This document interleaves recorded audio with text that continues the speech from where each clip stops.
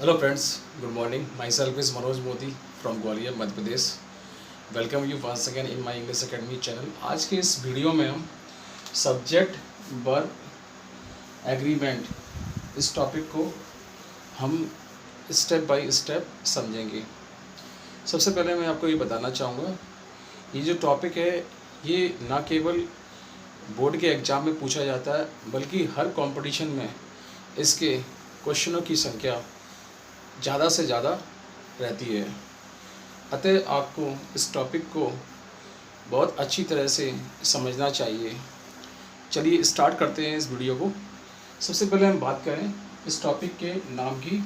इस टॉपिक का नाम है सब्जेक्ट वर्ब एग्रीमेंट.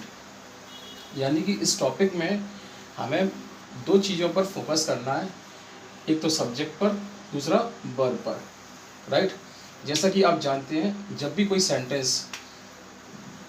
कोई सेंटेंस जिसे हम बनाते हैं तो उसका स्ट्रक्चर कुछ इस तरह से होता है, जिसमें शुरुआत में सब्जेक्ट आता है, फिर वर्ब आती है, फिर ऑब्जेक्ट आता है. राइट. सेंटेंस में जब भी ये वर्ब आती है तो ये वर्ब सब्जेक्ट के अकॉर्डिंग आती है. और जैसा कि आप जानते हैं जब भी सब्जेक्ट सिंगुलर होता है तो वर्ब भी कैसी आती है, सिंगुलर आती है. लेकिन यदि आपका सब्जेक्ट प्लूरल हो तो वर्ब भी कैसी आएगी, प्लूरल आएगी, जैसा कि हम ये सब जानते हैं. लेकिन कई बार फ्रेंड्स ऐसा होता है कि सब्जेक्ट आपका सिंगुलर होता है लेकिन वर्ब प्लूरल आएगी. और कई बार ऐसा भी होगा कि सब्जेक्ट आपका प्लूरल होगा लेकिन वर्ब कैसी आएगी, सिंगुलर आएगी. ऐसा कब और कहाँ होता है, यही सब कुछ हम इस टॉपिक में पढ़ेंगे, जिसे हम सब्जेक्ट वर्ब एग्रीमेंट कहते हैं. अर्थात इस वर्ब का इस सब्जेक्ट से किस तरह का एग्रीमेंट होता है, अर्थात ये वर्ब सेंटेंस में किस तरह से सब्जेक्ट के अकॉर्डिंग आती है, ये जानने के लिए इस टॉपिक को हम पढ़ते हैं और इसी को हम सब्जेक्ट वर्ब एग्रीमेंट करते हैं. इस टॉपिक में हमें मेनली दो चीज़ों पर फोकस करना है. नंबर एक सब्जेक्ट पर और नंबर दो वर्ब पर. राइट. अब हम इसके रूल स्टेप बाय स्टेप समझेंगे. चलिए स्टार्ट करते हैं. रूल नंबर 1 स्टार्ट करते हैं. जैसे मैंने type 1, type 2, type 3, type 4, type 5 में डिवाइड किया है. इस तरह के रूल में आपको क्या समझना है, जब भी दो अलग अलग सब्जेक्ट जो एंड से जुड़े हों, जैसे कि ये रवि एंड मोहन किससे जुड़े हैं, एंड से जुड़े हैं. तो जब भी दो अलग अलग सब्जेक्ट जो एंड से जुड़े हुए हों तो सेंटेंस में वर्ब जो आएगी वो कैसी आएगी, प्लूरल आएगी. इसे हम एग्जांपल से समझ सकते हैं. इसमें एग्जांपल लिखा हुआ रवि एंड मोहन. ये भी अलग है, रवि भी अलग है, मोहन भी अलग है. यानी कि यहाँ दो अलग अलग सब्जेक्ट हो गए और इनको मैंने कैसे जोड़ा है, एंड से जोड़ा है. फिर इस सेंटेंस में मैंने ब्लैंक किया हुआ है, मतलब खालिस्तान.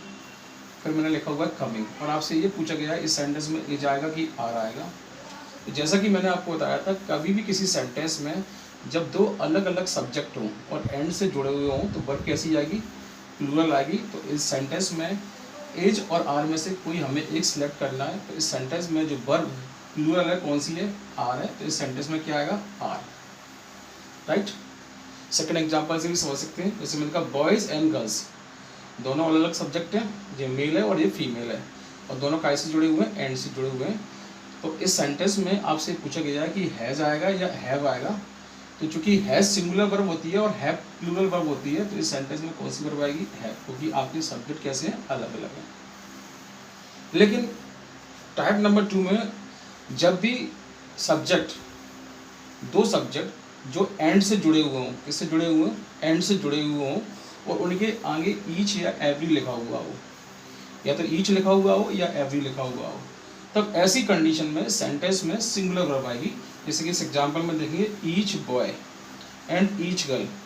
देखिए यहाँ गर्ल लिखा है, यहाँ बॉय लिखा है, और इसके पहले ईच लिखा हुआ है, इसके पहले भी क्या लिखा हुआ है, ईच लिखा हुआ है, और दोनों के दोनों किससे जुड़े हुए हैं, एंड से जुड़े हुए हैं.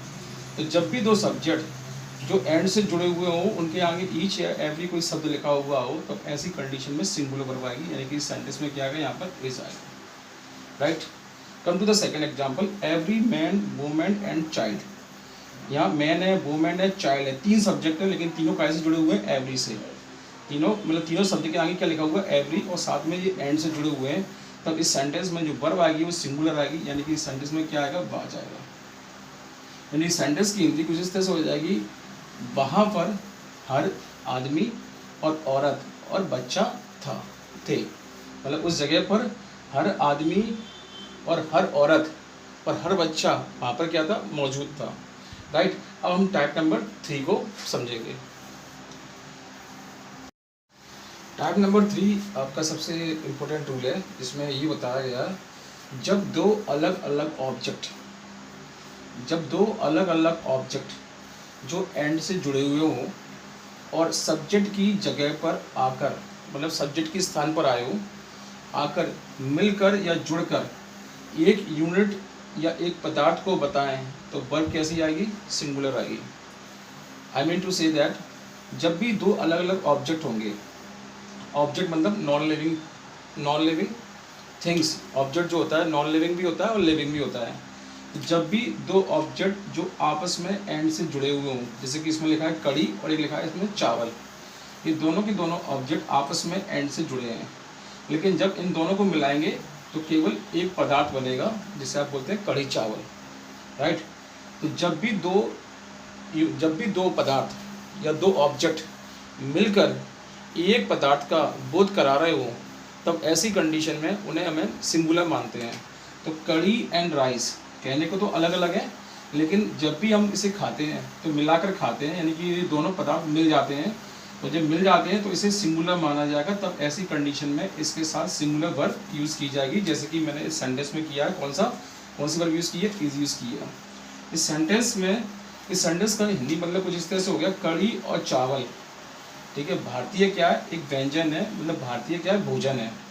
तो कहने को तो ये आपके ऑब्जेक्ट अलग अलग हैं, लेकिन इनको जब मिलाएंगे तो ये दोनों मिलकर एक हो जाएंगे, इसलिए यहाँ पर कैसी आएगी, सिंगुलर आएगी। राइट। जैसे 2 और 2 कितने होते हैं, 4 होते हैं, यानी कि 2 को और 2 को मिलाएंगे तो कितना हो जाएगा, 4, यानी कि 2 + 2 यानी कितना हो गया, 4, यानी कि हम जब 2 यूनिट को आपस में मिलाएंगे तो 1 यूनिट बन जाएगी। तो जब भी हम 2 ऑब्जेक्ट को मिलाएं और मिलाकर केवल उसको 1 यूनिट बना दें या एक पदार्थ बना दें, तब ऐसी कंडीशन वर्ब कैसी आएगी, सिंगुलर आएगी। इसे सेकंड एग्जांपल से समझ सकते हैं। Fish and rice is a stable food. Fish and rice कहने को तो ये दोनों अलग अलग ऑब्जेक्ट हैं, फिश भी यहाँ अलग है, राइस भी अलग है। राइस मतलब चावल, फिश मतलब मछली, यानी कि दोनों अलग अलग चीज़ है। लेकिन साउथ में ये एक क्या होता है, एक फूड होता है, एक विशेष तरह का व्यंजन होता है, मतलब एक इस तरह खाना होता है जिसको मिला के लोग खाते हैं। मतलब चावल को और मछली को जब मिला कर खाते हैं तो वो एक स्टेबल फूड का काम करता है, मतलब ठोस आहार का काम करता है। जैसे नॉर्थन इंडिया में लोग कड़ी और चावल खाते हैं, उसी तरीके से साउथर्न इंडिया में लोग क्या खाते हैं, फिश एंड राइस। तो कहने को तो ये 2 अलग अलग पदार्थ हैं, लेकिन इनको मिलाकर खाया जाता है, तो इन्हें सिंगुलर माना जाएगा। और ऐसी स्थिति में इसके साथ सिंगुलर वर्ब यूज़ की जाएगी, जैसे कि मैंने यहाँ पे इज किया हुआ है, fish and rice is a stable food. Right. Now come to the third example. Bread and butter is our daily needs. Bread and butter is our daily needs. इस सेंटेंस में मैंने इज का use किया है क्योंकि लोग bread के साथ बटर को लगा के खाते हैं, यानी कि ये दोनों के दोनों पदार्थ कैसे माने जाएंगे, सिंगुलर माने जाएंगे, भले ही वो एंड से जुड़े हुए हैं। और एंड से जुड़े होने के बावजूद भी इसमें वर्ब कैसी आ रही है, सिंगुलर, क्योंकि दोनों पदार्थ को मिलाया जाता है, तब मिलकर वो एक पदार्थ बनता है। ऐसी स्थिति में इन्हें हम सिंगुलर मानेंगे, तो वर्ब भी कैसी यूज़ की जाएगी, सिंगुलर यूज़ की जाएगी। तो bread and butter is our daily needs, मतलब ब्रेड और बटर हमारी रोज की क्या है, आवश्यकता है। लेकिन इस एग्जाम्पल में आपको ये याद रखना है, अगर इस एग्जाम्पल में कुछ इस तरह से लिखा हो, bread and butter not sold here. Sold मतलब बेचना, यहाँ बेचने की बात हो रही है, यानी कि शॉप की बात हो रही है। तो जब भी ये शॉप पर बेचे जाते हैं तो ये अलग अलग बेचे जाते हैं। ब्रेड अलग बेची जाती है और बटर अलग बेचा जाता है। दुकानदार आपसे ब्रेड की कीमत अलग लेता है और बटर की कीमत अलग लेता है, यानी कि दोनों की अलग अलग कीमत हमें पे करनी होती है। ऐसी स्थिति में इसे हम ब्रेड और बटर को क्या मानेंगे, प्लूरल मानेंगे, सिंगुलर नहीं मानेंगे। इसलिए यहाँ पर मैंने क्या लगाया है, आर लगाया है, जबकि इस एग्जाम्पल में मैंने इज लगाया था। राइट। तो ब्रेड और बटर यहाँ नहीं बेचे जाते हैं। Now come to the fifth example. Fifth example देखिए, the horse and carriage is at the door. इस सेंटेंस में आपके साथ 2 ऑब्जेक्ट है, एक तो कैरीज है, कैरीज मतलब गाड़ी, और एक हॉर्स, हॉर्स मतलब घोड़ा। तो घोड़ा और गाड़ी, यानी कि जिसे बोलते हैं बग्गी या तांगा, तो ये दोनों मिलकर बग्गी या तांगा का रूप लेते हैं, यानी कि दोनों को जब मिलाएंगे तो ये एक क्या बन जाएगा, एक गाड़ी बन जाएगी, जिसे बोलते हैं अपन घोड़ा गाड़ी या बग्गी। तो दोनों मिलकर एक पदार्थ का बोध, एक यूनिट का बोध करा रहे हैं। ऐसी स्थिति में इन्हें सिंगुलर माना जाएगा, इसलिए यहाँ पर मैंने कौन सी वर्ब यूज़ की है, इज यूज़ की है। और इस सेंटेंस की हिंदी कुछ इस तरह से है, घोड़ा गाड़ी या बग्गी कहाँ खड़ी है, दरवाजे पर खड़ी हुई है, राइट। इसके बहुत सारे एग्जाम्पल ऐसे हैं जो कॉम्पिटिशन में पूछे जाते हैं, जिसे मैं अगले वीडियो में आपको बताऊंगा। अब हम बात करते हैं टाइप नंबर 4 की। ना come to the type number 4। जब भी दो सब्जेक्ट जिन पर अलग अलग आर्टिकल लगाओ और वो किससे जुड़े हों, एंड से जुड़े हुए हों, तो ऐसी कंडीशन में उन्हें प्लूरल माना जाएगा और वर्ब भी कैसी आएगी, वर्ब भी प्लूरल आएगी, राइट। कैसे, इसका एग्जाम्पल से समझ सकते हैं। इस एग्जाम्पल में मैंने लिखा हुआ है the manager and the captain. Captain के पहले भी मैंने दा लगाया और मैनेजर के पहले भी मैंने दा लगाया। तो जब भी दो सब्जेक्ट जिनके पहले आर्टिकल लगाओ, जैसे इस पे दा लगा हुआ है, इस पे भी दा लगा हुआ है, तब ऐसी स्थिति में इन दोनों को प्लूरल माना जाएगा, मतलब बहुवचन माना जाएगा। और ऐसी कंडीशन में उनके साथ वर्ब भी कैसी आएगी, प्लूरल आएगी। हैव कैसी वर्ब है, प्लूरल वर्ब है, राइट। तो इस सेंटेंस की हिंदी ये है, मैनेजर और कैप्टन आ चुके हैं, यानी कि यहाँ मैनेजर अलग व्यक्ति है और कैप्टन अलग व्यक्ति है। इसी तरीके से the principal and the director have come. इस सेंटेंस में प्रिंसिपल के पहले दा लगा हुआ है और डायरेक्टर के पहले दा लगा हुआ है, यानी कि डायरेक्टर अलग व्यक्ति है और प्रिंसिपल अलग व्यक्ति है, और दोनों को मैंने एंड से जोड़ा है, और दोनों एंड से जोड़ने से क्या हो गया, प्लूरल, इसलिए वर्ब भी कैसी आ गई इसके अंदर, प्लूरल हैव कम। इस सेंटेंस की हिंदी हो गई, प्रिंसिपल और डायरेक्टर साहब आ चुके हैं, राइट। लेकिन आपको यहाँ इस रूल में ये याद रखना है कि अगर आर्टिकल का प्रयोग केवल एक ही बार किया गया हो, पहली बार किया गया हो, तो उन्हें सिंगुलर माना जाएगा। जैसे कि मैंने एग्जांपल ये लिखा हुआ, the manager and captain has come. इस सेंटेंस में आप ध्यान से देखेंगे, मैनेजर के पहले तो मैंने दा लगाया है, लेकिन कैप्टन के पहले मैंने कोई आर्टिकल नहीं लगाया है, यानी कि मैनेजर और कैप्टन यहाँ पे एक ही व्यक्ति है, यानी ये सिंगुलर है। सिंगुलर है तो वर्ब भी कैसी आएगी, सिंगुलर आएगी। यहाँ पे मैंने हैज़ का यूज़ किया हुआ है, जबकि एग्जाम्पल नंबर 1 में मैंने किसका यूज़ किया था, एग्जाम्पल नंबर 1 में मैंने हैव का यूज़ किया था, क्योंकि इन पर अलग अलग आर्टिकल लगे थे, जबकि इसमें आर्टिकल का यूज़ केवल एक बार हुआ है। चाहे आर्टिकल ए हो, चाहे आर्टिकल ए हो, चाहे ए एन हो, ये रूल सब पे एक साथ फॉलो होगा। जैसे एग्जाम्पल नंबर 4 पे आइए, a white and black cat is missing. आप देखेंगे यहाँ ब्लैक कैट के पहले मैंने कोई आर्टिकल नहीं लगाया, जबकि वाइट के पहले मैंने क्या लिखा हुआ है, ये लिखा हुआ है। यानी कि इस सेंटेंस में जो बिल्ली है, उस बिल्ली का रंग कैसा है, वाइट भी है और ब्लैक भी है, यानी कि बिल्ली एक ही है, क्योंकि हमने आर्टिकल का यूज़ एक ही बार किया हुआ है। ये white and black cat is missing, यानी कि जब भी किसी भी सेंटेंस में अगर आपके सब्जेक्ट 2 दिए हों, लेकिन आर्टिकल का यूज़ केवल एक ही बार किया है, आपने पहली बार किया है, दूसरी बार नहीं किया हो, तब ऐसी स्थिति में इन्हें सिंगुलर माना जाएगा, और सिंगुलर मानने की वजह से वर्ब भी कैसी आएगी, सिंगुलर आएगी। तो इस सेंटेंस की हिंदी कुछ इस तरह से हो गई, एक सफ़ेद व काले रंग की बिल्ली क्या है, गायब है, राइट। अब रूल नंबर टाइप नंबर 5, इस रूल का एक्सेप्शन है, जिसे मैं आपको इस टॉपिक के, यानी कि सब्जेक्ट वर्ब एग्रीमेंट के टॉपिक के वीडियो के पार्ट 3 में मैं आपको बताऊंगा।